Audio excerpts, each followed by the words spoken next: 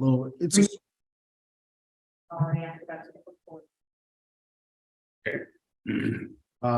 so education for our regional and elementary schools is one. Is it that computer? Does that have? Can you get? Yeah. Sorry about that. So it's $1.8 million essentially. And Todd will show you how that impacts our budget and why we're that when you look at the revenue sheet on that first page. But the MEC assessment is increasing by $156,000. The town is, and all the towns that are part of MEC have had a state grant. That grant is starting to dwindle down. Next year, there will not be a grant covering any of the MEC assessment for the towns. So that's a large increase. Norfolk County retirement, we had 11, almost 11.5% assessment. That's $308,000. Medical insurance. This year, we have a 10.5% rate increase. One of the benefits of MIA is that they give you generally a range of what your increase could be. It's about 3 to 11%. We're at the high end of that range this year because of high claims and so forth. Emerging from the pandemic was whether it's claims or people finally going to see the doctor again. So there's different issues there. Hopefully that's not a long-term trend. Obviously, public safety costs, that's substantial for us. Generally are for municipalities. We have $242,000. There's a couple of factors there.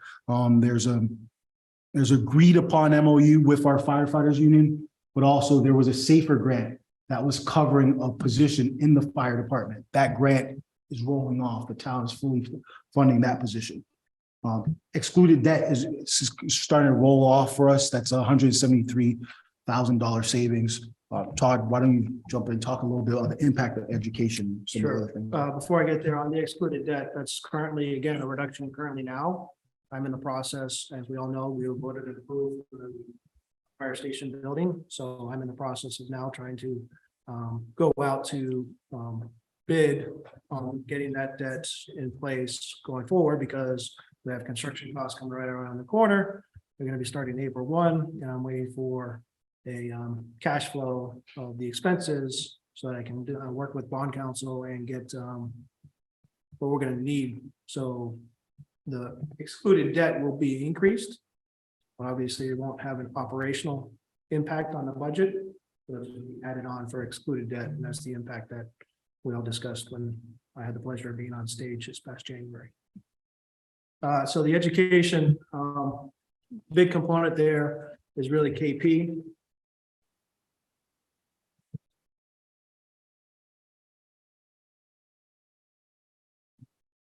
So their overall assessment and the way they work is we have a general population of 1,800 kids. Last year was 1,900. So the number of kids has come down. The number of kids attending in Plainville and Rentham went down about 50 or so even for them. Ours actually went up. So between those two components, we're going to be bearing the brunt of the impact on the assessment of currently 11.183, I think is the number. But the overall cost to us for dollars is $1,038,172 that we have to add on from last year. In addition to that, we have the debt service component, which is $540,000, but that's excluded debt. For KP, that's 24. We have another debt payment in 25. Our last debt payment for KP is in year 26, so that'll come off on the excluded portion. But the significant impact is that we have to bear 11.18. The other communities, Rentham and Plainville, are 1.64 for Plainville and 1.53% increase to their assessment for Rentham. So we're not winning any favors this year. That's how the numbers work out. And the trend, just to add to that, the trend has been Norfolk has sort of recently been more on the favorable side of assessment. So, doesn't make it any easier, but if it's a perfect storm for yes, us, this is the year. This is a perfect storm. And to bring context to that, Ingrid texted me earlier today, they're doing a budget presentation and the schools are coming at about 4.7%, $678,000. think if you just take a look at that, take a look at our assessment for education, that's, that's $1.7 million. Now, if you look at that first revenue sheet, the revenue that we have is 1.657 million. So we're already in the hole just for education, not including anything else on the town side of things there. Part of the request, as part of the process for the budgeting initial go around, there's a message sent out to all the department heads. Who provide us with your upcoming budget, including all the requests. Big proponent, if you don't ask, you don't get, but this year, unfortunately, there's a lot of items that they're not going to get. We've already identified several of those items and updated the budget to current numbers, including these items, including some additional staffing hours for town clerk, land use, fire departments, building department. QA driver, the additional hours that would typically be in the operational budget are actually going to be charged to the GATRA account. We have a special revenue account that's set up for GATRA reimbursements. So we'll just have the driver be charged to that account and get reimbursed through the GATRA program. And then the recreation had staffing hours that they were looking to have the general fund pick up, but unfortunately, it's probably not going to happen because they'll continue on with accessing it through the recreation fund account. So one thing before Todd tackles the next slide too, that obviously were budget requests before we had the full picture. This was before we had the assessment. But we believe it's good, like Todd said, you need to ask. And departments, this was their ask before they understood the budget picture. And I think it's important for advisory to know about that, to understand, hey, this is what departments were looking at before that. Unfortunately, the financial situation, we can't do any expansion requests this year, but we thought it important for you guys to know what they were at least. So where we stand now, we're at a deficit of about 1.1 million. And that includes, again, the adjustments to revenue, the adjustments to the expenses as of today. It doesn't include anything that we're going to go back to the department heads and have them review all the different accounts, and come up with some more additional expense cuttings. Potentially, open positions may not be fulfilled, but we'll have to go those one by one for each of the departments as we go through this process.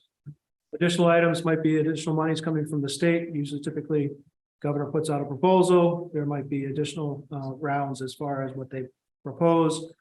There's ups and downs within each of the different categories, but typically it's not too far off from where the government starts, but you never know. So we'll keep our eye on that. Obviously, we're contending with inflation, as we're all aware of, including rising costs of fuel, utilities, supply chain issues. But we're going to be kind of monitoring that on a going forward basis as well. On the school side, they have union contracts that they're working with the teachers to finalize. That hasn't been completed as of yet. So keep our eyes on that. And then talk about, items that are available to us, ARPA funds or free cash. Again, looking at expenses, reducing those, and then showing it up with maybe a couple of those methods. And so, as Todd was sort of implying, these are some of the options, obviously, to balance the budget. We can request a reduction from Norfolk schools. I know Ingrid will say and will present, they reduced their budget from their initial ask. But in terms of understanding where our deficit is, it's definitely something that we have to take a look at. As Todd had indicated, an additional use of ARPA funds or free cash. I'm of the opinion that it's going to be a necessity to balance the budget this year. That's not an if, it's how much. Also going to departments and looking for further reductions. There's obviously so much that we can do there. We can't balance $1.1 million just on, town departmental budget. It's not possible without, it's not possible. I don't want to say, and we know how that is the case. I don't want to talk about that aspect of it, but so our department heads, we had a department head meeting. Todd and I spoke with them when we met initially before we knew the full scope of it. We asked them to go back, retool, sharpen their pencils, and look for reductions where possible. So they're actively doing that now. And then there's also a special education stabilization fund. That's for a fund that's for sort of unforeseen issues in terms of special education. That's, I think for this type of budget and this deficit, you have to have you got to put everything on the table and then you have to go through the process and see what works to balance the budget in a prudent and fiscally responsible method. So that's another option. Who knows what the options will be? But we wanted to give that to you. And as we said, we want to emphasize this is the prelim budget. I think when we come back with further reductions and see where we're at bottom line, then we'll figure out what are the best avenues to get to a balanced budget. Anything you want to talk? We'll plan to present this to the select board Tuesday, I believe is what our next steps is as far as us with this. So they're gonna see the same thing that you guys are saying. We'll probably also get some additional guidance, lay them out some options.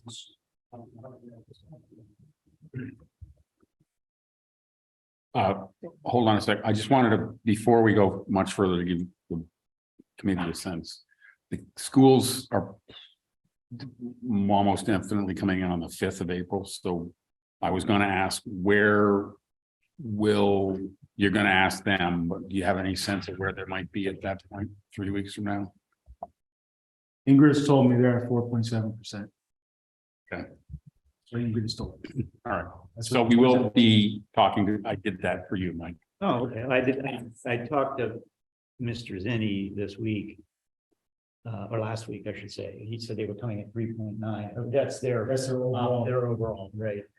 Have they presented to you or not? They presented to their finance committee. So Todd and I scheduled a meeting with Paul and their budget manager. We're going to meet with them tomorrow.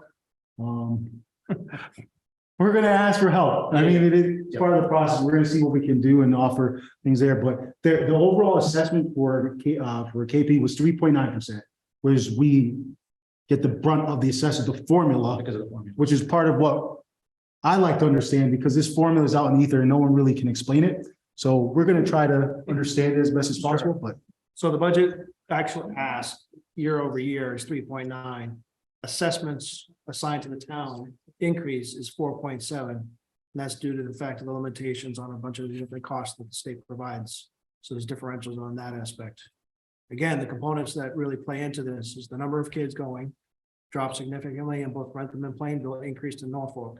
So 1,900 kids were going last year, 1,800 kids are going this year, which means the cost per kid has gone up significantly. But we're bearing the brunt of that cost per kid going up significantly to cover that aspect. The other two components that are in the magical box that changes year to year, nobody can figure out the formula until they actually have the valuations, property valuations and income valuations. And we tend to be on a little bit on the higher side of that.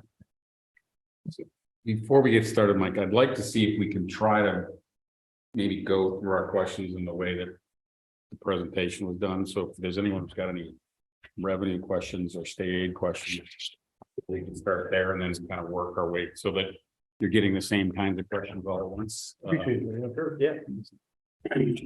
So I actually have a couple questions, and I think I asked you this, Justin, you didn't have a real sense of it, but the increases that we see, are they sort of about what we normally get? Because the reason I'm asking is that we had this big initiative on the ballot last year that was supposed to provide some more funding to all schools. And I'm just wondering if this is do you see any impact of that? Is there anything that you can look at here that says, oh yeah, it's up because maybe the unrestricted government aid or whatever it might be? Is there anything that shows something outside a normal trend here? So did the $1 billion go into local education at all? I think is the question Mr. Lutz is asking. Sorry for being Are you talking vague, about but the millionaire tax? Yeah. Has it actually been taken from anybody yet? no, but they're budgeting. They're budgeting it already. They're budgeting. Yeah, they are budgeting. So that was my first question. Do you have any sense, Todd? Is there a trend? Is there a number that pops out in here as being especially up? The up you're talking the state aid. Yeah. So the only up is going to be the state-owned property. Higher than normal, but It's going to be what? State-owned land? state-owned land, state-owned All property. right, thank you. But other than that, pretty much everything is trending where it has been. Okay. I was going to say what Todd said, like the increase. So when we start crafting the budget, and Todd and I were on the same page here, we're conservative initially, right?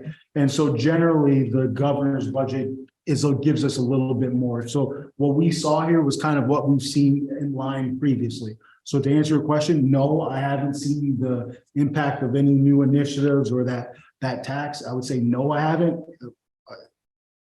All right, It's what I would expect at this point. okay.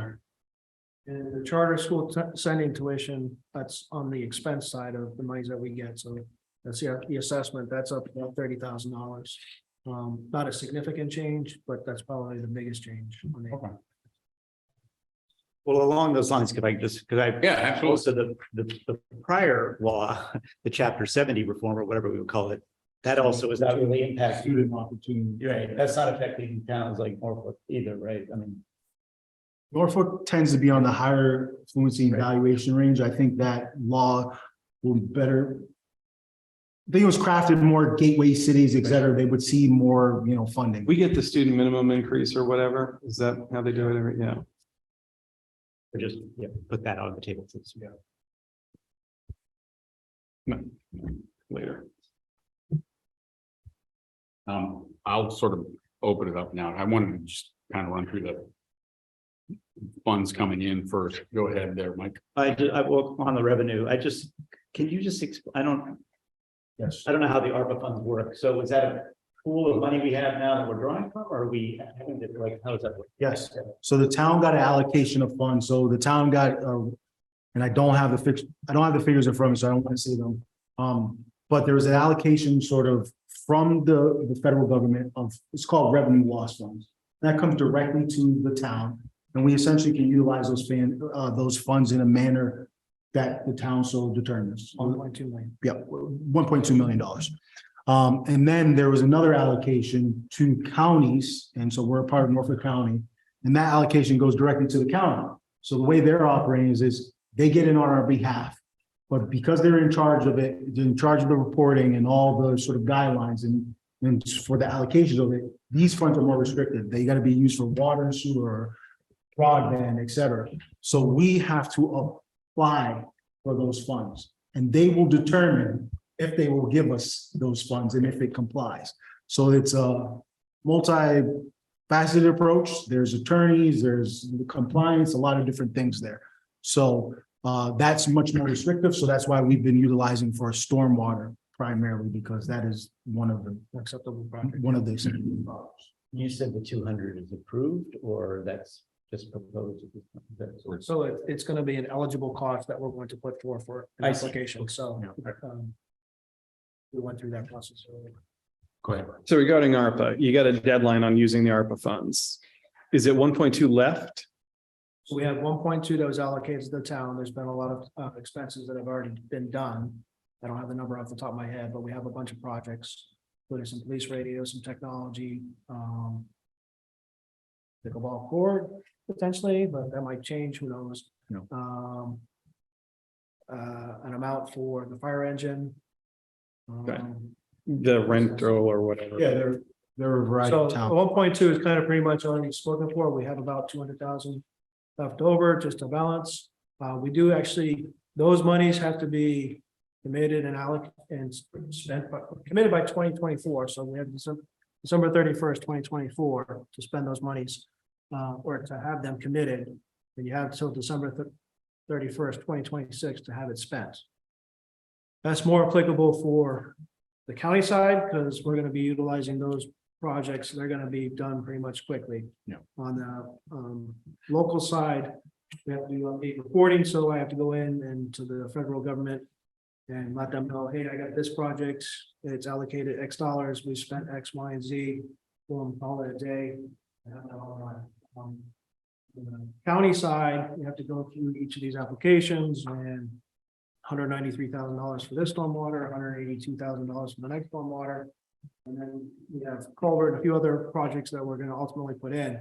Those have to be committed by, again, the 2024 and spent by 2026. That's the plan. So I was just at a conference this past week, and the plan for every accountant in that audience was to have the money spent by ARPA and not give any back. Yeah. Because it's monies that are available for the town to utilize, so we should utilize them as best we can. Go ahead, Rob. So free cash situation. how did we end FY 23 on free cash? So we're not on 23 yet. 22. 22. Yeah, the last one. 22, We're in 23. we were just shy of $3 million. We did a large spend at the fall town meeting for a lot of capital. We had about $1.5 million left, my notes say. Two, I believe. Mhm. Okay. Off the top of my head, I don't have any from me, but it might be. I could ever on. There is an amount left over for the free cash. Idea there again is to true up potentially the budget, make a contribution to the stabilization fund. I have to be cognizant of the snow and ice deficit amount that's gonna be there, so we're gonna have those two components coming off, plus a couple of true ups for the year end, because we have higher contracts that we settled after the year end. For salaries and stuff like that, so there's gonna be a couple of transfers, and again, it's the snow and ice, the fire, a couple of department transfers. And then stabilization to try and keep that number up. And then utilize some of the free cash for the balance of the budget, however we get there. And so, And Mr. Yes, Rob. Will we be able to get budget to actuals, including current year? Next time we meet? Can I ask one more quick question? If anyone else has any questions on revenue stuff? I have one, but I'll go. Go ahead. Oh, well, I just, prison mitigation. He asked one of my questions and he's asking the other one. You'll probably ask it better. I feels like in several years, over the years, suddenly. I've alerted Justin to the sore subject that is prison Yeah, okay, mitigation here in okay, the town. right. Yeah. Is this an overall reduction across that line item, or is it like targeted to specific prisons or systems? The truthful answer is we do not know. Okay. Because the language all looks the same, the funding looks the same. So what we've been doing as town administrators, we've actually just reached out to everyone who's had a prison, and we put a spreadsheet together to see the impact. So love my friends in Walpole, they get $800,000 the previous year, they got $750,000 this year. We got it. For a town that has no prisoners. We got it. We had 270 something, and we're at 112. Another community had a large reduction as well. We don't understand. So I've reached out to our representative and our senator, one, to just let them know how important this is to us. And, you know, How we to advocate, well, we need this funding. We need to also understand why we had this reduction, because I hate saying I don't know.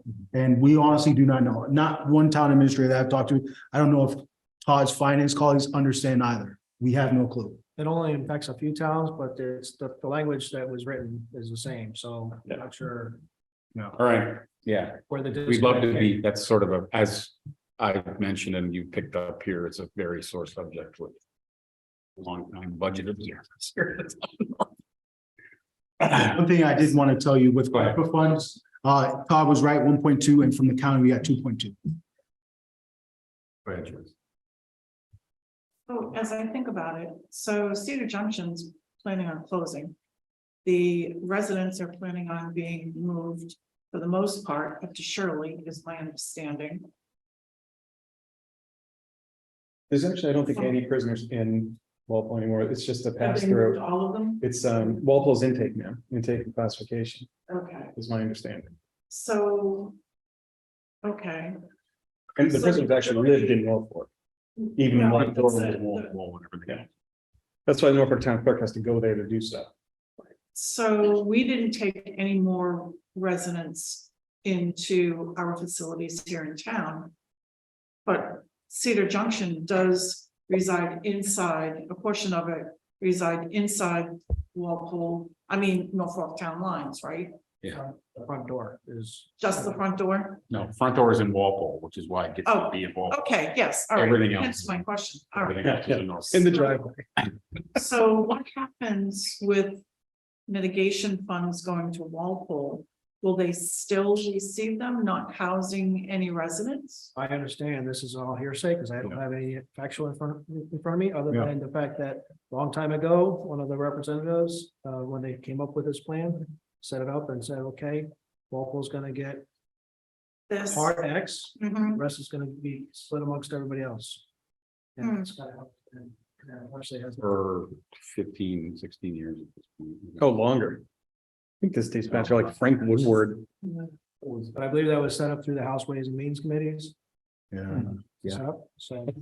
I used to work there, yes, it was. But it was already in place before you got there, I It think. was And I way, don't think there's ever gonna be a reason for them to change, because obviously that impacts other districts, and they don't want the districts to take it on them politically.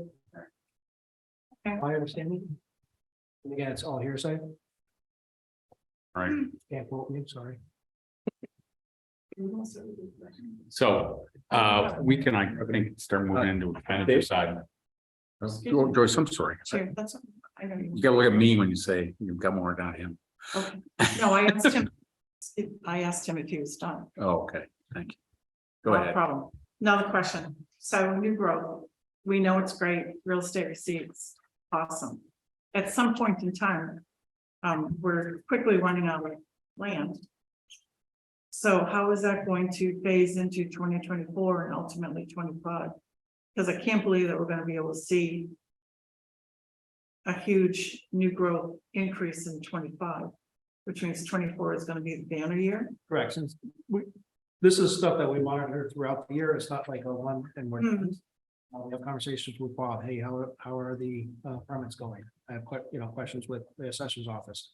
How are things down there? Are they, doing more developments? Hmm. Talking about with Rich and stuff like that. So these are conversations that go on throughout our everyday business. Hmm. So we keep on pulse on those kinds of things. Do I foresee us having to curtail it? Yes. and for example, this year,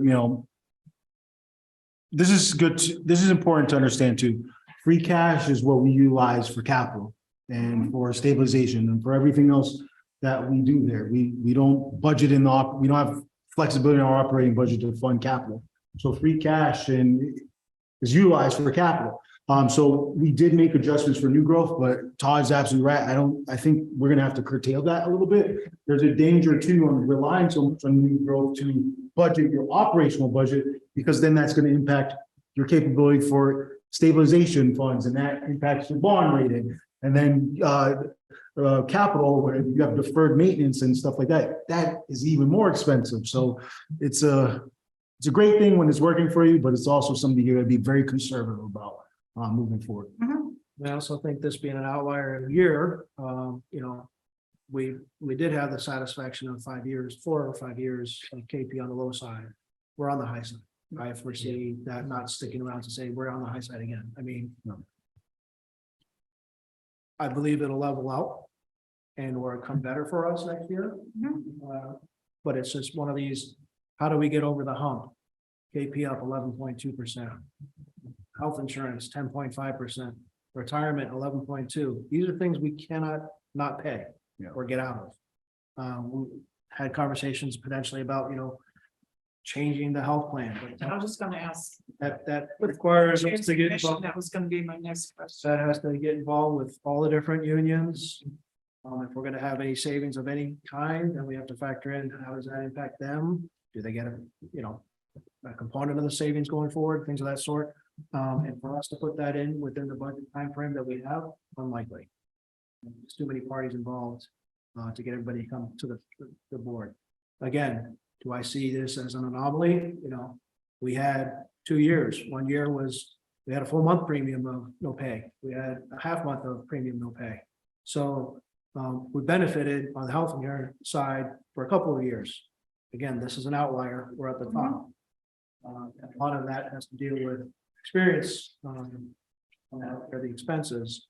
Premiums are X, which are not as much as the premiums we've incurred. We've had 8 or 9 extraordinary cases, which actually are taken out of and put into a separate pool for the pooling purposes, which Okay. helps our rating as well. Otherwise, we be worse because of the exposure. But trying to be mindful of that. Part of the program that we'll be growing out with the healthcare is a lot of programs. Go get checked out. More preventative. To try and help curtail some of these other costs that are being incurred. But there are, expenses on the healthcare, the mental health side. That are being incurred that, we didn't have to experience before, but with the changes in the dynamics of the COVID and things of that sort, we're now experiencing higher experience on that aspect. But there's other programs that we're trying to put in place as well. to help offset that. So we are taking active steps. It's just not going to be an immediate impact, unfortunately. I do want to touch on that because that's important. And those are the small things that do matter over time. We have a new assistant town administrator, HR director, Kate O'Brien. She's been working with Todd and Robin in his office. So we're really looking at wellness and prevention. So that hopefully does, mitigate some of these costs as well. So we're looking at different benefits. I think in the future, we'll look at the plans and different things like that. I think for this time frame, we can't really make too many adjustments at the moment, but I think we've got a team in place that's good, willing and eager to look at everything. Can I just quickly, Yes, is that please. on that topic, is this number then the 10.5 locked in, or that's still in the negotiation? Okay, let's look at it. Thanks. Yep. The only way that, again, the way the 10.5 could be changed is if we do a plan design change, which nobody wants to pay more to have less. Yeah. And or put in other new plans, but those new plans are typically not as beneficial as the ones that are currently in the system. Jonathan? For the healthcare, is there any kind of option or I guess stipend is probably the best way to say it. Is there a stipend for town employees who opt out of Yes. the plan? Okay, so something like that's already in place. And again, that's one of the components, not only, doing the health and promoting that stuff. We'll be going around with the open enrollment, with that program again as well. We probably should look at it because maybe we need to up it a little bit or make it more attractive, but again. There's pros and cons on doing that, because they can take advantage of it. But there are certain requirements that we could possibly look at to make it more advantageous. Thank you. I don't, never mind. I was gonna tell you how to run your healthcare system, but I don't know how to do that. Health insurance system. The state has gone to a very high copay, high exempted costs or what? Deductible. High deductibles, and it means that both the states and my regular costs are leveler, but I still pay $1,000 before I can get anything at the beginning of the year. So just, it's something to consider. It helps. Well, that's again going plan design changing or changing the components of the plan. And it also pushes people to look at the stipend more closely.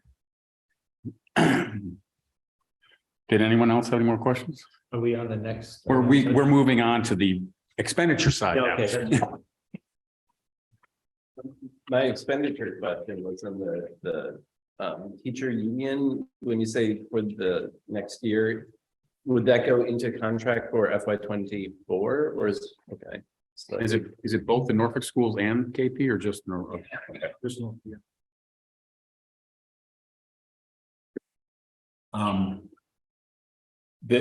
Is most of the public safety increase was pretty big. Is that mostly just the safer grant or? Components, the safer grant, the increase for the fire union contract, which we settled this year. That Okay. should have been settled previous, because their year end was last, or this past June. But we've, within that union contract, we really directed a little bit more monies on the lower end of the spectrum for the firefighters, because that was the place that was lacking or lagging behind. Comparatively with other towns. So what would happen is somebody would come on board with us, do a little training, and then that was typically within that first 5-year time frame. After 5 years, they're at a point where it's very difficult for them to potentially move. Not that they wouldn't move, but it's, financially. Becomes less collateral to move at that point. Correct. That's the motion. Correct. So to bridge that gap, we put in place a step system along with the cooperation of the union.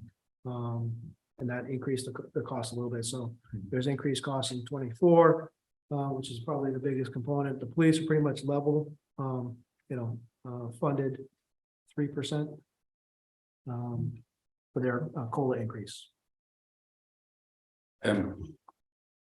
Anyone else? Just Go on ahead, that Mike. topic, I mean, you mentioned the grant, so that you're saying there was a grant funded position, and the Say- grant is ending? Yep, Safer Grant funded a position for 2 firefighters. A period of 4 years, 100% first year, 75, 50, and then 25, and I think this next year there will be no more grant. So then we obviously need their contributions. That's Mike. That allowed us to put on 4 full-time firefighters. right. Right, that's right. This was, by the way, Mike, when they originally came, when this grant was available, they came before us and explained it exactly like that. Yeah, anticipating it would have to roll into the budget at some point, okay. Thank you. On the request not funded, do you have any sense of how much was said, you said no to at this point, or is there a big number or a little number?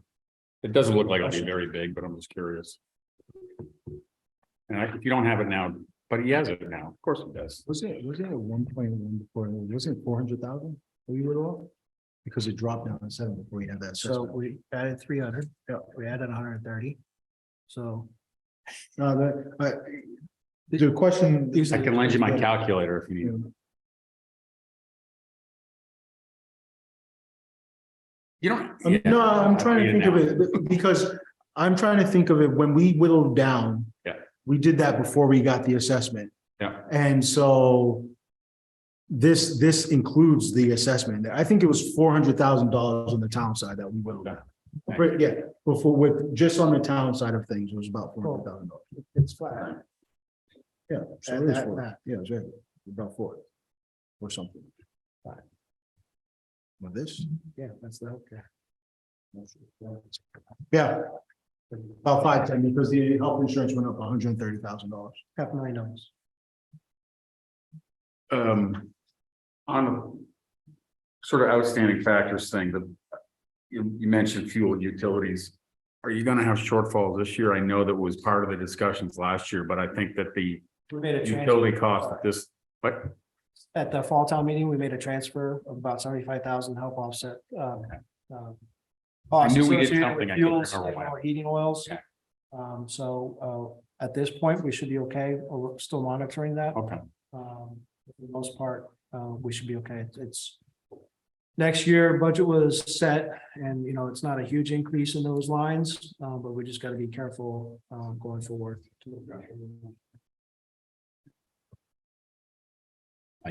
Brian. Good. Snow clearance this year, I know we've hadn't had much snow, but it's been around freezing, so you probably had to do more treatments and stuff. Is there any difference from normal years this year? So we're gonna be deficit spending because they've already used the $250,000. That includes all the costs associated with the vendors, purchase of the salt, details, sending out the crews, et cetera, because, it's great to have 6 inches of fluffy snow because they can plow that and Mhm. it's taken care of much easier than the sleet and rain, because all of a sudden a little quick freeze and all the streets now need to be treated. So you're calling in a full recall, whether it's, on a Saturday or Sunday. Sundays even a little bit more expensive, but it hasn't not been very favorable, even though we've had, some nice, beautiful warm days. Yeah. That's those icy. Yep. Conditions. Much more significant than a regular snowstorm. For context, because that's a good question, is that before we had this latest snowstorm, and we consider this to be a light winter, we got notification from DPW that they had spent about 245,000 of the 250. That's in the light year. Before 2 days ago. Before 2 days ago, so it gives context. Thanks. I didn't have to shovel my driveway this morning, so that was a good thing. So just put it in context here. We appreciate the rain more here in Norfolk than the snow at the other guys. Yeah, thank God you're not the town administrator someplace in north of 495, right? Just had one more. Yeah, sure, Mike. It's not on this slide, but on the options to balance it, you mentioned the special education stabilization. I don't know, is that the same circuit breaker? So No, that's something, this is for Norfolk particularly, not for, yes. great, okay. It's Norfolk. Because I don't know whether yet if KP is using circuit breaker, but that has to do with prior years. I know a big piece of their current budget is incoming out of district. placements, it sounds like that's a big number. Did we set the stabilization fund up last year or the year before, 2 years ago? So this is for Norfolk. Yeah, we Yeah. did it at town meeting a couple years ago to allow for funds to build up and then be used. Right. And this- Well, KP uses that circuit breaker program, which, I mean, but it has to do with prior years, though, so it doesn't necessarily offset the current year. But anyway, something No, to I ask about. when we come back, I would ask them about circuit breaker because it is sort of a reflection of the previous. year. Yeah, right. Yeah.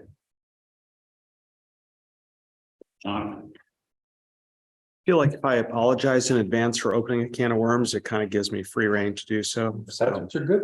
sorry. Building permits strong again this year. Can you translate that? Like, what percentage contribution does building permits have towards our annual budget? 1%, is it 10%? I have no. So usually we concept. budget about $450 or so for permit fees. Yeah. And we've been exceeding that year over year, and we're anticipated to exceed that again this year. So more or less 500K out of 46 million. So what is that? 1%. 1%. So it's not huge, but maybe that actually works in favor of where I'm going with this. So with the previous comment that we're running out of buildable space. With the building permits, obviously, that's the fee for the permit itself. Yes, It translates into the actual. more tax. Yep. Understood. Okay, so, all right, so not to make this more complicated then, but do you have any sense of what percentage contribution on any given year basis does new construction contribute to? Property budget? tax base. Well, all of it, the building fees, and then whatever taxes get derived from that new construction. So new growth Ish. component that keeps getting added in year, Yep. last year was 961,000. Okay, so it's more like 2% of the budget. Yeah. Give or take. Okay, so where I'm going with all of this is it won't happen next year, but it's going to happen. We're slowly running out of buildable space, right? So sure, people are going to pull permits to add a deck, but that's not going to drive 2% of our budget, right? I don't know if you have a time horizon. I guess maybe this is the first question. Is there a time horizon that you are envisioning the 2% that's getting contributed to go down to 1, to go down to half, to like, how far into the future can we ride relying on building permits for contributing 2%? We'll have to adjust them. Right. We're not going to be going up. And that's, I would imagine that's not going to be a one-time blip. That's going to be the long tail off into nothing. So there's the waves and. Right. That's what we. Well, if we're running out of buildable space it won't be in waves. I mean, at some point, there's no more places to build, Understood. right? I think where you're going is somewhere where I'd like to talk about what we're going to be doing a little bit differently too.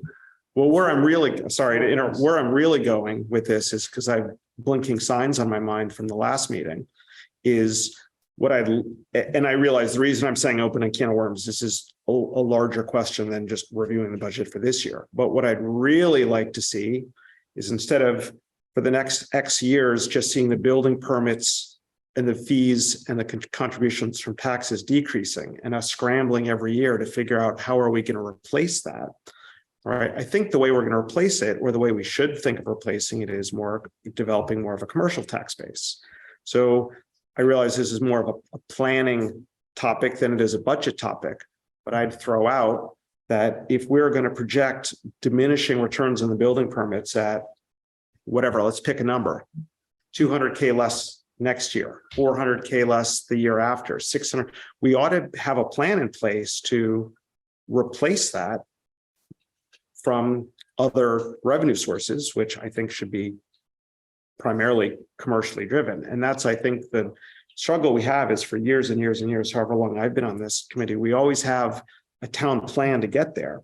But in the 23 years I've lived in this town and the 8 years I've been on this committee, we haven't moved the needle really much at all from my perspective. But it perhaps hasn't been, I don't want to say that hasn't been a problem, because if you look at our increase of budgets when I moved here, it was, well, not even on this chart. So under 18 million, and now we're at 46, like we're on this trend.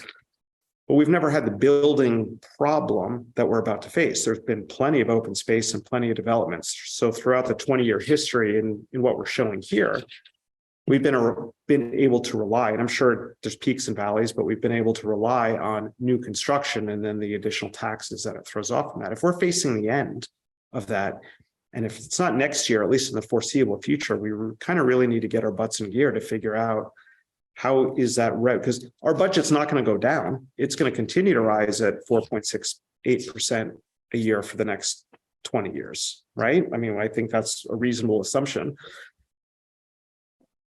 Where are we going to supplant the revenue from building for the next 3, 5, 10 years? Because the gap we're facing this year is 1.7, right? Something like that. Well, when the building goes away, the gap, all things being equal, will be facing 2.2. And then the following year, I mean, it's going to start compounding. So again, I started with apologizing for opening a can of worms, but I feel like we've been staring down the barrel of this for a long time, and it's just getting closer and closer. And we're going to have continued shortfalls, right? That is going to be borne on the shoulders of the residents if we don't figure out a longer range plan to fill some of these gaps that we see coming. I mean, we see the light coming at the tunnel, but it's a train. This came up last week as we discussed with the planning board, the sign changes primarily, which Jonathan raised the point that what else, or both Jonathan and Brian raised the point that what else can we do? This is for the business community. What else can we do? I think he prefaced his remarks tonight saying maybe this is a planning board issue more than it is your issue, but it is an issue that we talk about every year at town meeting, leading up to town meeting.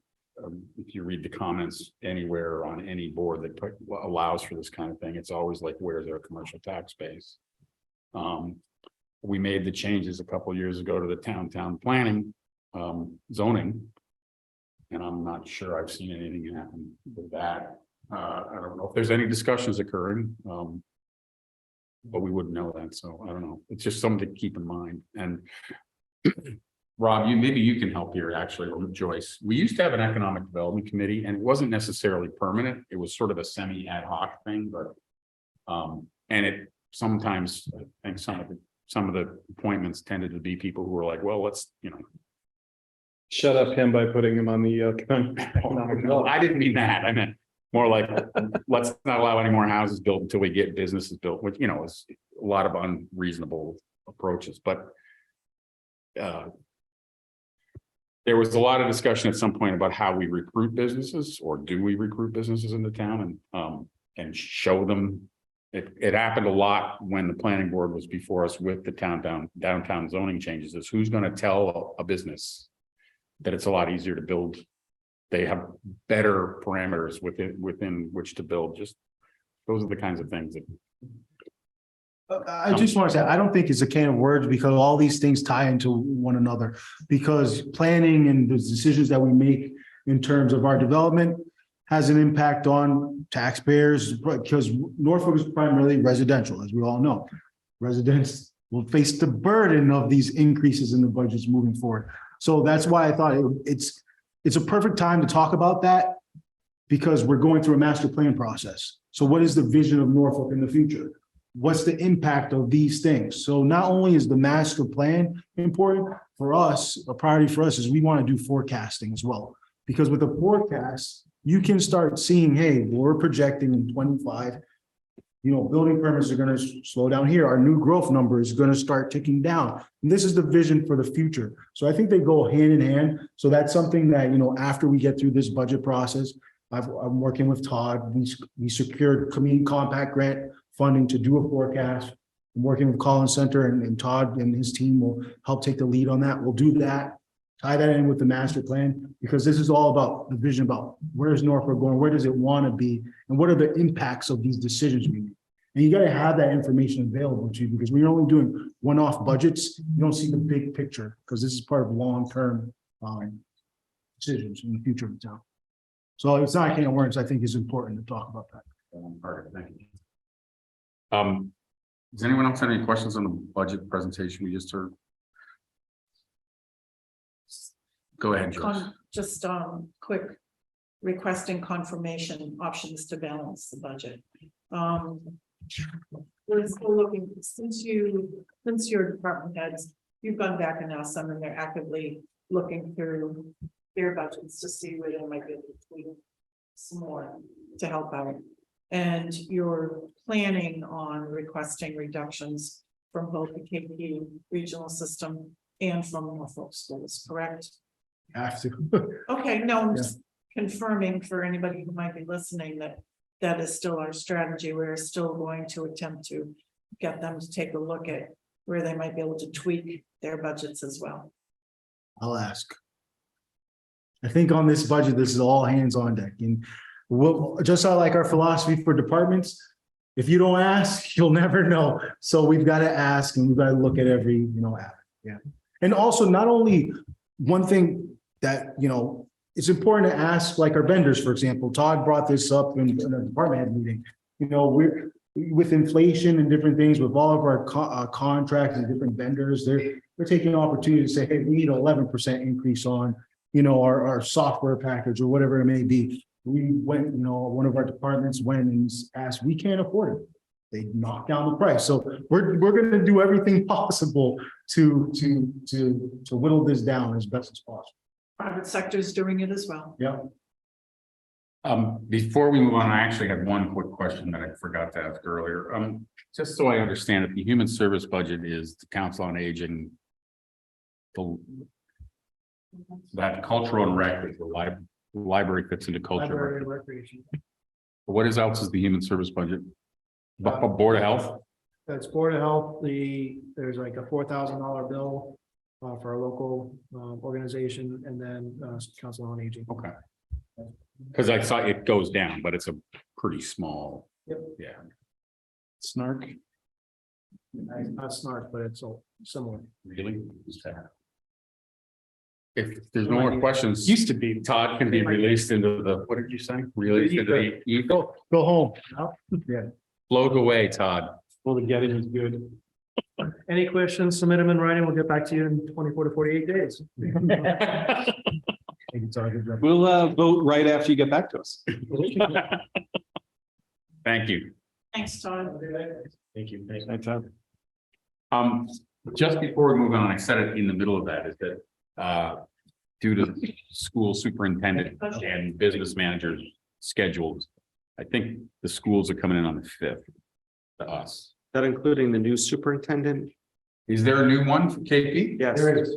Is he on board, or is he overlapping with Paul? Not really, but they're working, they're communicating. So I don't know the answer to that question, because Paul never mentioned anything in his response to me, so I'll find out. Yeah. Superintendent of another district. Yes. Yes. I was mean, gonna ask Paul that tomorrow. to the extent we can get the new superintendent here, I think that would be hugely important. I mean, no disrespect to Mr. Zinni, but he's got senioritis, so to speak. Right. Graduation. Graduation. Yeah, I was having a hard time writing my email saying, looking forward to helping him in his future plans. Like, well, not really, but. So yeah, good idea. I was gonna ask him that tomorrow when I meet with him. Okay, Because, great. I do know, I spoke with Paul this morning. I do know they've been talking a lot and working a lot, working together a lot. So I was gonna ask him if he would be interested in that. Well, we would Thank you. offer him the invitation. We'll bring cookies. So why don't we talk about the warrant? Sure. Erica, I don't know if you want to bring that one up as well. I just brought the warrant article list for you all, Yep. because this is more of a preview. The board hasn't reviewed this yet, and it's not finalized. So there are some things that might likely change. There are some things on here that not sure that we're gonna follow through with one, like, It seems really long, but I also don't see too much on here that's not right. standard. So for example, there's a few things here that are a lot of like cleanup items too. So I looked at our previous warrant articles. This is probably pretty much in line with where we've been around 32 or so forth. So we can just run through them. 1, 2, and 3 are sort of your regular sort of articles, the cleanup articles. We have no unpaid bills at the moment. You have your election town officials, no unpaid bills at the moment, budget transfers. Number 4, the first time this was added to the article, to the warrant was the last town meeting. This is just an article that I think it's better to do this process in a separate article for collective bargaining rather than budget transfers. So that will be the firefighters union contract that will be in approval. The select board reached an MOA with them. We have our non-union cost of living adjustment, planning on that being the 1.5% for, non-union folks. Then we'll get into 6 through sort of 8 are the fiscal year 24 budget. That's general fund budget, wastewater, and the water division enterprise budgets. Then we have the capital funds for cash as well as borrowing. These are the ones we usually IP at the springtime meeting. Yeah. Right. And then we have some more of, typical things, reauthorizing funding limits, the chapter 90, acceptance of grants. You have your town committee officer update for 15. This will be the last ask. Yeah, I'm going to ask questions about this. Go ahead. Yeah, this is going to be so the town made a decision to just piecemeal all the asks for the master plan. So they've come before town meeting as they progressed gradually. We had a $40,000 community compact grant. Then we had $50,000 request. And so this is going to be the other $50,000 request, and this should complete that. I remember this. Project. Yeah, that's right. I forgot about that part. I think some of us thought we should have just done it. Yeah, Yeah, And met and with some some of us are gonna resistance. stand up and be unhappy about this, given your situation, our situation, so. All right, I was gonna ask what this was, and I was like, wait a minute, we did this last year, now I remember. Okay, thank they you. broke it out, yeah. 16 is a placeholder for, Ingrid asked for the schematic design for Freeman Kennedy. We funded feasibility, and we've allocated some ARPA funds for feasibility as well. So this is the next step, schematic design. 17, 18 are cleanup items as well. Is the ARPA available for the schematic design as well? No, I think the schematic design, that's going to be a borrowing expense. That's going to be more significant. Okay, we can't offset that a little bit. I'm anticipating for this budget, whatever flexibility you have in ARPA funds is going to go to balancing the budget. So you said borrowing, are we gonna try to kick this one to the fall then, or? Are we gonna do the borrowing and authorize the borrowing at town meeting? I think the plan is authorized and borrowing time. I would talk with Ingrid about that as well. Within the levy? That's the only way we can do it. I don't know. I think we have to talk about it. I think that's part of the discussion about it. What's the order of magnitude or something like? Like, how much? Isn't it like, it's a large number. It's a large one. It's like something $500,000 X or percentage. It really depends. Sometimes the percentage of the project and so forth. So it's a big number. Oh, it's but she doesn't have a figure. Yeah, I don't have a figure and I'm not going to give a figure. yeah, no, I'm just. Fine. Yeah. Thank you. Yeah. So 17 and 18 are sort of some cleanup things here. It's an opioid considering establish an opioid stabilization fund, the town and municipalities, I'm sure everyone's aware, the Attorney General settled with all the sort of medical CVS, Johnson & Johnson. So we've been getting funds. Technically, it's been hitting general fund revenue. And so a lot of communities have been establishing a stabilization fund so they can park all or some of that money there to utilize it specifically to mitigate issues of opioid issues. So that's something to consider. I think we establish it and then evaluate whether we want to do some or all or whatever. So that's sort of a cleanup article, not cleanup article. And so primarily probably be, again, Board of Health officer kind of costs, I'm assuming, but. Yes, there's talk of, partnering with, community organizations that deal with opioid issues. Right. There's different things that you can utilize it for.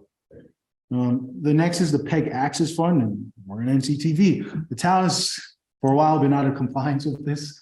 We should have established this some years ago. It's supposed to work in the sense that the funds received for PEG Access funds need to flow through the town and then be parked in this fund and then flow to NCTV.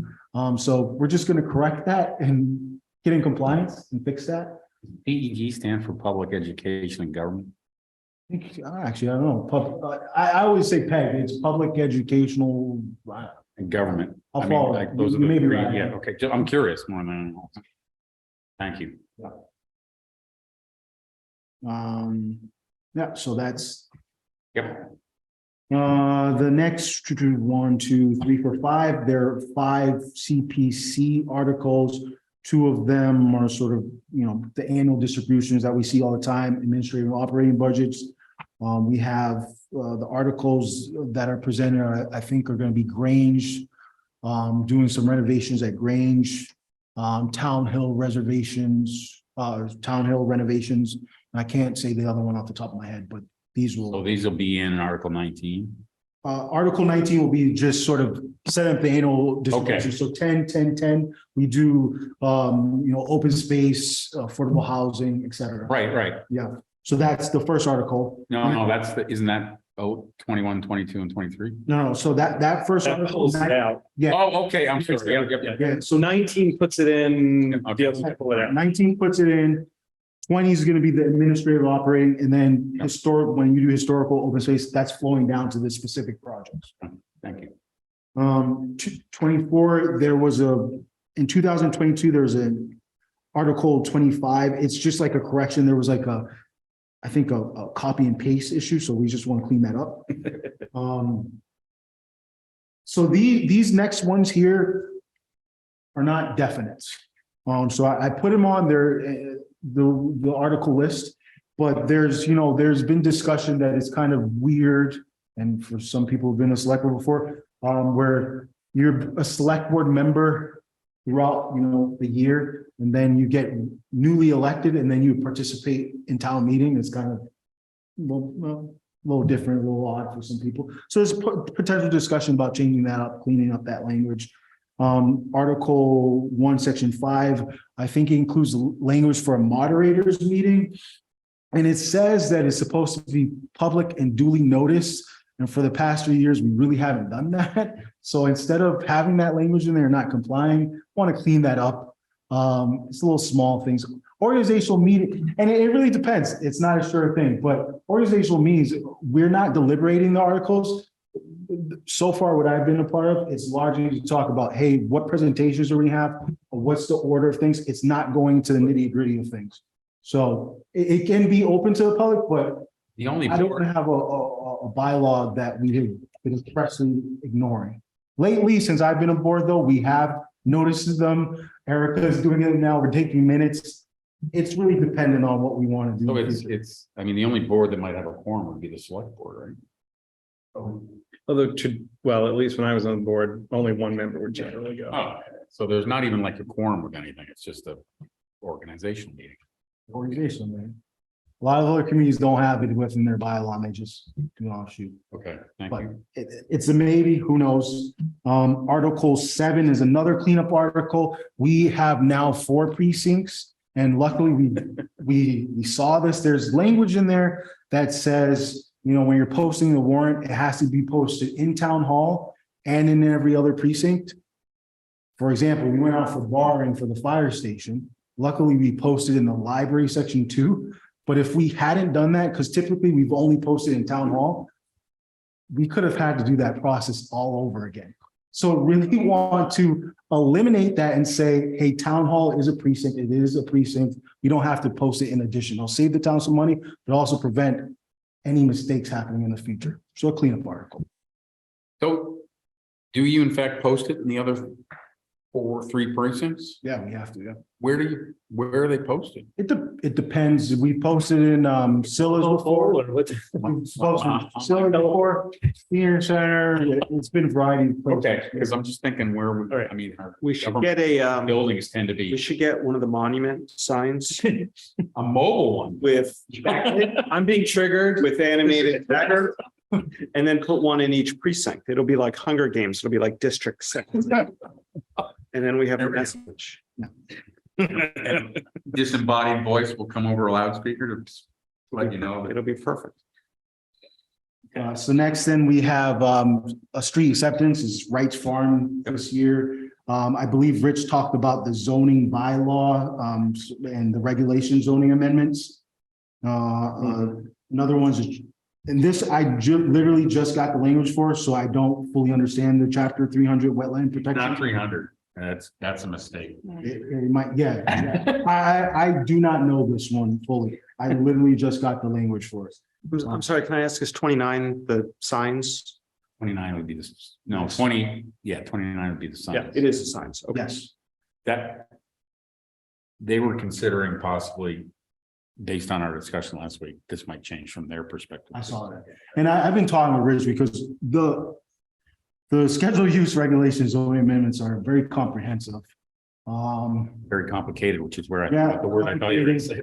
I don't know about that one just yet. So I have them listed. We haven't talked about it. So one crazy member of the board went on a little bit of a tizzy about having to do zoning stuff in spring because we don't do zoning stuff in spring.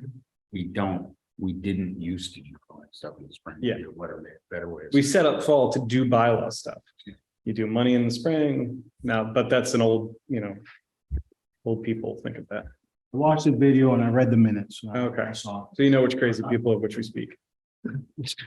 We used to have, there was a period of time in the early 2000s where they actually canceled fall town meeting, and I think that was the beginning of the end of this. And then they basically, now it's still called a special town meeting as opposed to a fall town meeting. So like, I think everybody does that. We would have too. it is special. Because you statutorily have a town meeting. Okay. We call it special, but we've had it regular, so it's our fall time. It's like established. Yeah.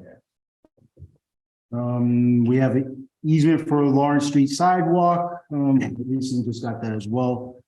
And the last one, this is a conversation that we've had with Mr. Bob Bullock and the Energy Committee. There's been some new sort of code requirements that are pretty onerous on homeowners that recently was released in January.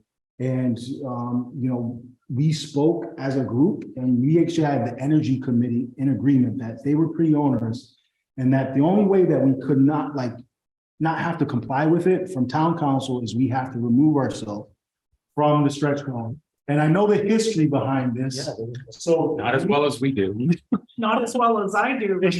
yeah, no, and Being a homeowner who was subjected to some of these onerous things. No, they're getting worse. the recent one, Huh? They're getting worse. They're updating the stretch code. So Yeah, that's what the issue is. they're extremely onerous. They're a lot worse. These are really costly changes that would have a monumental impact on homeowners. Let's, for example, say if you did more of a renovation than 1,000 square feet on your home, you would have to comply with the new code regulations that are sort of prescribed for new housing. So that's redoing your insulation and getting under a certain code on the energy grid. It's pretty extensive. So, On the entire, you would have to do the entire house. If You're just, 1,001 square feet, you have to do the entire house. just to let you know, I work for the agency at the state level that administers the stretch code. And I'm planning on going back to my office and finding out. Because my understanding is if we pull out of the stretch code, we also pull out of the Green Communities Program. Which is the part that And there's money. And, attached to that. and, And it's gonna be, most of that money seems to be being spent on town projects, so. this is a tough one because we're proud of being a green community and we believe in it. We're doing everything we can to do energy efficiency in a responsible manner. It's important to us. Like I said, we had the Energy Committee meet with us and agree that. Andy, Yeah. So that. we're rather. was it after he hurt himself and was he heavily medicated at that meeting? Because he's. We are a rather late entrant into the Green Communities Act. It was, I took 3 town meetings. It was a while. Kicking and screaming, and without the support of certain members of, various places in town government. So are other towns pulling out? The other towns are considering as well. And that, Let's try not to go first on this one. No, last in, first out. We were third on the Community Preservation Act, and then we reduced it by look it down. 2 percentage points. So we were third in the whole state in adopting community. So- therapy. I was very proud of that time. Yeah, so, yeah, I was on it with John McPhilly and we got it implemented. Then I went down. But anyway, so So the MMA are so my managers association as well, like we're trying to, petition and understand like the impact this has on us. We don't want to do it. And that wouldn't be my recommendation, but the folks in my office have been warned for this, probably the upgrade to the stretch code should have happened like 6 or 7 years ago, and it's been held basically because of the concerns about exactly what you're describing, is that towns are going to wait, we can't do this, so. So Dave, it would be interesting to know if the mass stretch code has gone beyond what other states. The base code now is basically what the stretch code was 10 years ago. So Right. it's not, so right now, the base code that everyone operates under is the current stretch. But Massachusetts tends to be behind in code adoption.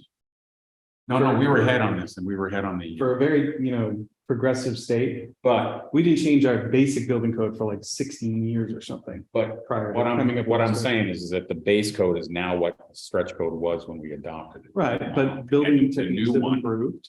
I don't know it well enough. I used to know this stuff a lot better, but yeah, so. When the energy committee comes before us on this, or the select board and the energy committee, it will be a brutal meetings. And maybe maybe in the interim, we can convince ourselves that it makes sense, but it was so painful getting this passed that I'm not the least bit interested in going through in the other direction. On a personal level. And unless it truly is, and I don't know, but unless it truly is like we're horrible. ideally, we would not have to do this. I'll just be honest with you. Ideally, Yeah, I we don't understand. want to do this. We'll try. it. When does it go into effect? Is it in effect now? or- It's in effect now. So this is the catch. So I was pulling up. So it automatically went into effect for all of the existing stretch code communities. For people that adopted, they have a 6-month phase in. Right, okay, yeah, which is what we had when we adopted it too, so, all right. Well, Andy is considering moving backwards on this, then he's gotta have some pretty darn good evidence to support his reversal. Initially, so in full disclosure, so initially when Bob saw that, and Bob's background, he was like, this is gonna have a big impact on homeowners. And so my philosophy is like, we are partners and we're gonna be transparent, collaborative. I would never want to, for example, put an article on there without talking with Yeah. our energy committee and so forth. So we had a conversation, we laid out everything there. They reached out to one of our representatives and we really haven't heard much from the state on this one. So when we met collectively again, all of us were on the same page, like if we have no mechanism to sort of mitigate this, then this is the route we have to go. And then we reached out to town council and say, is there a way that we can just exempt ourselves specifically to this and stay within Green Community, stay within the stretch code? Can't. This is the only avenue you can go. They're gonna replace the current one with, they've replaced the current one with this. All right. Has anyone got any questions on this? Can we talk about meeting schedules? As I look at this, we want to talk to the CPC because they have some projects proposed. Right? I'm still stuck on this code. Well, that's on the list of people who are going to come before us, but I think we might want to delay that, not do it next week, because I think I want to do some research. Yeah, I would delay that. the thing that I'm most confused about is like the way it was presented was we're adopting this code, not we're adopting a code that we have to adhere to, that can be changed without any input. No, it was. But there was a long It public was process. presented that it could be changed, and in fact, all building codes are building- updated, and we don't get to pick whether we're gonna be in or out. Yeah, this outcome was definitely nothing I had kind of expected, but. Well, but building codes change, Yeah, the base building code changes. And like I said, the current base building code is what the stretch code was 8 or 9. Yeah, but it years. sounds like what's changed is the grandfather provisioning because No. building codes, of course, change every year, but no one comes in and forces you to redo everything in your house. Absolutely. because you're making But a the change. stretch code actually has requirements about retrofitting, right? The current one does too. It sounds to me like the new one has an expanded version. It's actually very similar to what In happens. addition, under the old stretch code, the addition had to be compliant. Right, but the rest of your house did didn't. not, In correct? fact, they exempted all commercial additions from having to comply.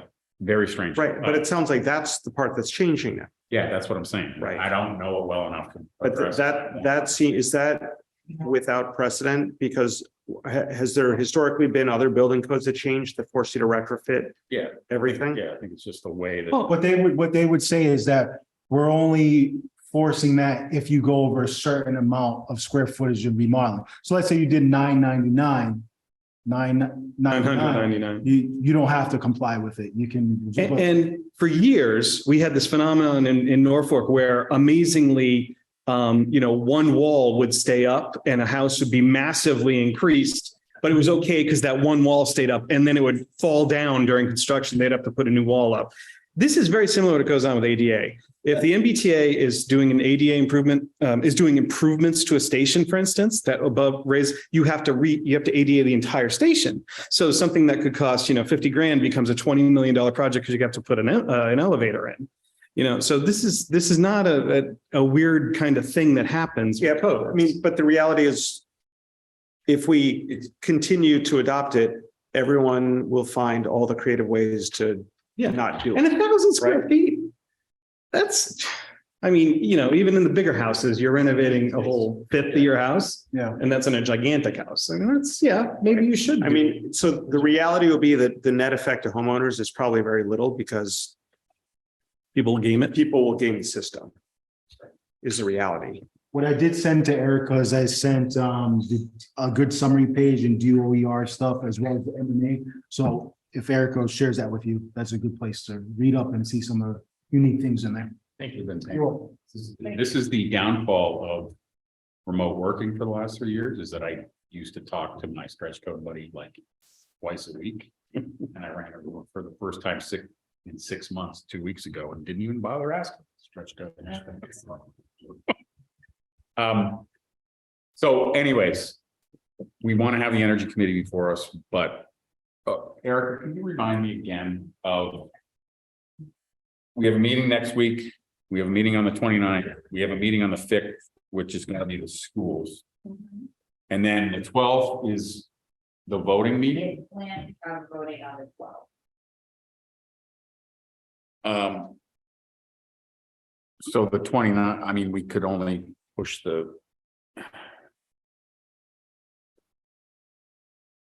we could vote after the schools too. We could actually. If we have the CPC in next week, can you invite Cindy or whoever it is now? So, okay. The CPC is not a whole meeting. No, and that's what I'm saying. We do some voting after that. I think if when do you think we can see language on these? Because all the boilerplate stuff, You'll see it next week because the board has to approve the warrant. because we can, Tonight, so. all right, we can start voting on the boilerplate next week. If it's just the CPC. And the other one, I want to talk to somebody about the wetlands stuff. Is it Rich or is it going to be some? Caitlin, she's our conservation. Okay, all right, So I would include Rich and Caitlin. all right, Let's do that next week too. with the CPC, yeah. And just one thing, assuming that article's on there for the stretch code. Yep. I would include Andy, but I'd also include Bob. Yep. I'm looking at the rest of these. We don't need to talk to the police and fire because there's nothing in here that's right. You guys are comfortable that I think we have talked to them over the last several years, but it's because they've been buying new stun guns or new radios or whatever, and they're not doing that this year. So is everyone comfortable with that? I have a question then. Sure. Sorry, just so I can understand our process. Do you want departments to come and present their individual budget to you, or is this just gonna be whatever's of interest to you as we present the budget to you, as we narrow down, then we decide what? No, it tends to be if they, like the police and fire have come before us over the last few years because they had the SAFER grant that came before us because they wanted to explain what the officer was going to do, or the officers or the firefighters going to do, and that in 4 years we'd be paying for it. we bought the fire through, we didn't buy it exactly like that, but they got a new stun gun set up. It's a lease arrangement now or something like that, and they got new radios, or they were replacing them over time. They came in and talked about what the impact of the new equipment was going to be. Okay. But unless they were, dramatically increasing the size of their force, I mean, regular budgeting stuff, I think we're comfortable with you and Todd explaining it to us rather than them. I think. I think, and if they want more detail, we can set up a one-on-one, because I'm the rep, so if, and then if I have any questions that I think are raised to that level, we can bring them in. And then, like, sometimes the town clerk comes before us if it's an election thing, but if it's just an election cleanup thing, we don't worry about that. If you're fixing language on the precinct thing, I don't think Carol needs to come talk to us about that precinct fixed or whatever it would be.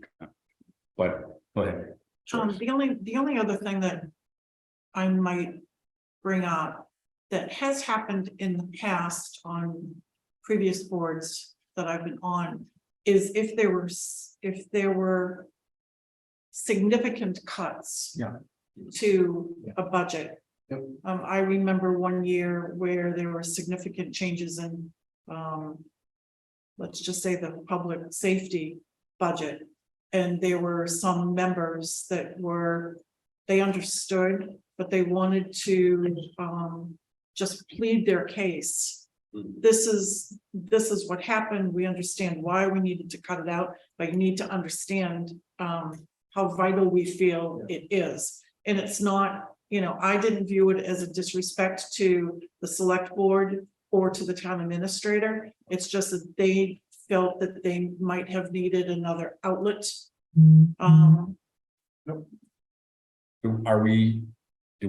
do you think we're in the position on that yet? I mean, the human service budget, I brought that up specifically because I wanted to understand what the impacts are going to be. Like, is it a body at the Council on Aging or?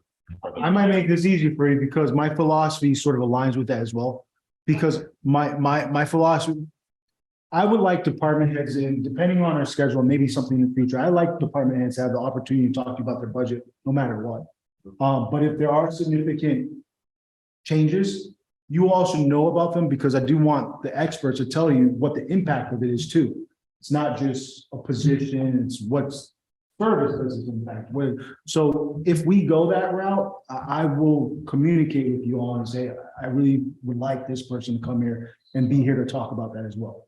So I think one of the reasons we may be leaning to be more streamlined, and maybe this is not as important at this point, but there were some prior folks that gave more information and sometimes made it less clear what's going on. So I think being emphatic, passionate, and really like this is the part that matters most would be helpful. Okay. Yep.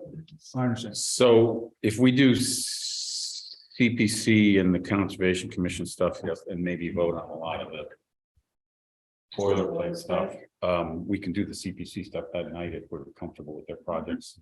And then do the Energy Committee and then department heads, if we feel strongly about it, we can get an update maybe from you next week about. We could also have them come the night of the schools. I just have to tell the two superintendents I don't want their. We don't need the whole dog and pony show. I don't know if you've seen their presentations, but they tend to be. They're thorough. Yeah, thorough. Yeah, and it could be that there might not be any department heads who feel that they need to speak To us. Or to what- you and I can talk before next week and then maybe we can Yeah. talk about it at the meeting. I think as we go to this, I mean, I anticipate maybe give us Todd and I a week to sort of navigate this a little bit because waiting for Ingrid to do tonight. I do have a figure, but there are still some other things like department heads come back to us. We'll sort of tie things together and then we'll come back to you and then have some thoughts and go from there. Right. I have sort of a general, I guess maybe not even a question, maybe it's a sympathy. Staying within the 2.5 roughly, or whatever or we need to stay within is tough when the mandatory spending goes up by more than that much, like, it seems at some point, this cap is going to break if there aren't other revenues. So maybe this is actually just saying, I'm agreeing with Jonathan, we need a long-term plan of how we do it to keep property taxes within the levy limit. Because right now I don't see a plan of how that works long-term. we haven't done an operating override in. What's on the back page is. Oh, you can the see last when- one successful was 2006, right? So, right, And what happened in 2006? Well, no, that's what footnote 3 is. yeah. Yeah. So the Curious. but that one- Oh. Rob, you weren't on the board yet. I was 2 years Oh, ago. At that point, right, George? Oh, that's further. Yeah, right, yeah. So, yeah, so like, I understand there hasn't been one. Yep. I'm kind of amazed that there hasn't been one.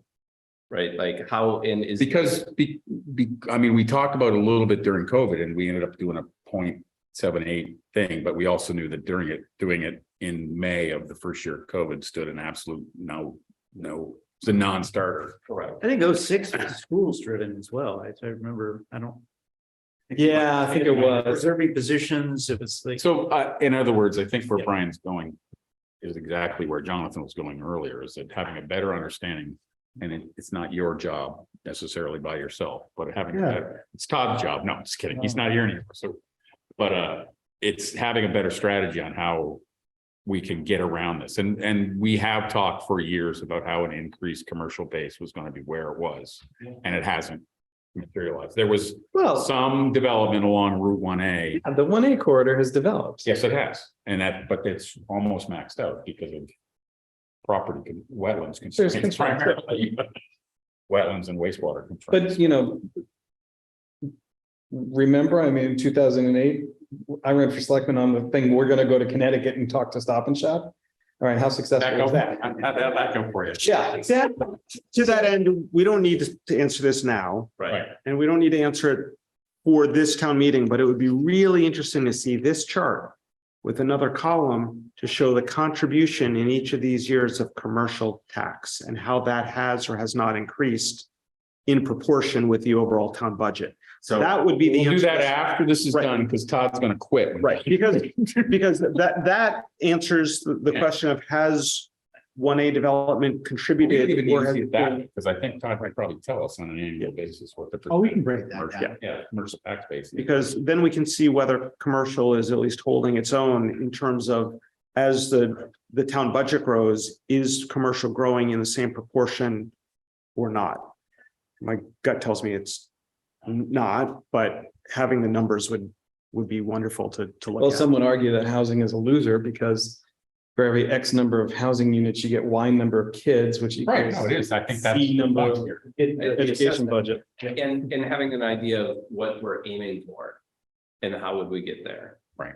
Like that, like if we do get that split out. So Brian, to your point, Mhm. we should be yelling at every board of selectmen when they negotiate a contract increase with the union, that's more than 2.5%. But that's not realistic. So from time to time, the town's gonna have to vote for operational overrides. That's just, you want something, you have to, and you have to pay for it. Period. Yes, Because at some point we'll max out our commercial growth. so I would take the opposite approach. We'll all be and say dead we should on have that some point. sort of strategic plan of Yeah. what we want to do. So I will continue to be the guy with one question, which is what do we want out of this town and how are we gonna get there? And I don't know if I've heard a consistent answer. There's, Right. well, there's 13,000 or 11,000 views of what we want the town to be. We're pitching the master plan. that we- Initial master plan. Which is why we have to complete the financing of it. We need, exactly, we need to complete it. Which is why one of our members has to skip. We need to be involved in, and I know we're wrapping up, but this is really important because, the numbers speak for themselves and numbers are pretty easy. And that's why I like finance, right? Yep. But so you see how the budgets are trending, you have the 2.5% limit, but then you gotta think about what the town is facing as well. Mostly residential, that lack of commercial industrial. We just voted for a new fire station. We're gonna be considering the new school, the school. You've got a tri-county project that's coming down the line. These are all things that are coming outside the levy. For the first time in Norfolk's history, the average property tax bill was over $10,000. That's not including these other projects. So then as you add operational override to that too, that has an impact there. And everyone who's bearing the brunt of that are the residents. That's why the master plan is so important. That's why involvement in the various development sites we have, Southwood and different things like, these things are important because you have to, as you're selling the master plan, you have to figure out what do you want your town to look like and what's the impact on the residents? It was- Because they're gonna bear all of this. It was one of the arguments 2 years ago when we voted on the master plan. Yes. It's exactly this. So next 2 or 3 years, Justin, or even 4 maybe, we'll have significant new growth. Because of the new bigger developments coming online. And new growth is like free. It's free tax revenue, right? It doesn't count against your levy. You levy it, you tax it at the, per thousand rate. You don't have to worry about exceeding. So it might be over the next 2 or 3 years because new growth comes in and new growth over expected because free cash, right? Or new growth becomes free cash. New growth.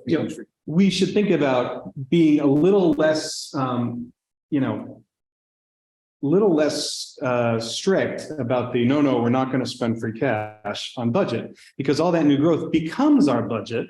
It gets into the levy and it will get us over this short term where I forgot to ask when we're going to start hitting the tax bills if we're bonding in April. Are we going to hit the first tax bills in FY24? I don't know if Todd is gonna do a ban or go out. I think you would hit your second quarter tax bill. Yeah. I think you'll hit your second quarter tax bill. So we want you just to give some relief to people, as we hit plump on the fire station on top of them. Think about being a little more extravagant about spending free cash on budget items. Think about. I will say what I said before. Justin hates this. No, I don't hate it because we actually did increase the amount of new growth we were factoring and for our budget because we have to, Mhm. right? I just will reiterate again, though, that free cash is what we use for capital. And so there's a trade-off. There's a trade-off. It really is. So you've got to navigate it. So I mean, I'm supportive of spending one time on cash on capital as the next person or more. Yeah. All right. But I'm also like, okay, At some point, 2 cars, 1 car. I don't disagree with you. right? We're slowly slipping into philosophical discussions of local government. Does anyone have any other questions on the warrant for Justin while he's here? I have a question, but that's all right. What? I do have a question For him or us? For us. for Justin, Okay. Go ahead. very quick. Do you happen to know what our percentage burden is on the Tri-County thing? No, Okay, the Tri-County is going to do a presentation before the select board on our April 4th meeting. We'll have more understanding of that then. Are you talking about the potential building project? Are they doing a Yeah. new school? I didn't know that, Well, so. he just mentioned I something. knew. I know he did, right? Yeah, but I didn't. And all our municipalities are in an uproar about that. And is that based on, is that based on the number I of thought it was students? students. I Yeah, thought it was based on students. When our students go to Tri-County, does that count as our average daily attendance for reimbursement to the district? Or do they come out of KP schools or, Got to keep you pay the kind of. and we pay for their building? And like, yeah, okay, Well, somebody's got to pay for the buildings. our kids are going there. yeah, someone does. That Brian doesn't want it. I'll accept a motion to adjourn. So moved. Second. All right, thanks. See you guys next week.